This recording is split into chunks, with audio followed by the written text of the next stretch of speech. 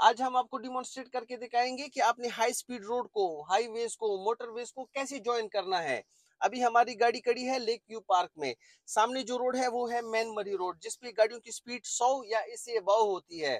तो स्ट्रेटेजी आपकी ये होनी चाहिए कि जब आप मेन रोड को ज्वाइन करोगे तो आपने फौरन अपनी गाड़ी की स्पीड को बढ़ा देना है और रोड स्पीड लिमिट में आ जाना है, जो कम से कम रोड स्पीड लिमिट होती है। आए आपको डिमॉन्स्ट्रेट करके दिखाते हैं। ये मैं लेफ्ट लेके मैन मरी रोड को ज्वाइन करने वाला हूँ।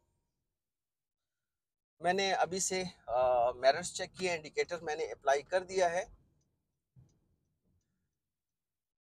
अभी मेरे पास चांस है, मैं रोड को ज्वाइन कर सकता हूँ। जैसे मैंने रोड को ज्वाइन किया, मैंने गाड़ी को एक्सेलरेट किया। इसलिए मैंने स्पीड को एक्सेलरेट किया ताकि पीछे से आने वाली गाड़ियां मुझे हिट ना कर सके।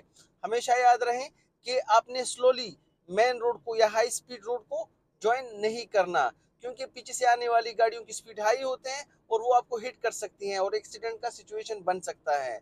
हमेशा सेफ ड्राइव करें और ड्राइव लॉजी को सब्सक्राइब करें। Thank you very much.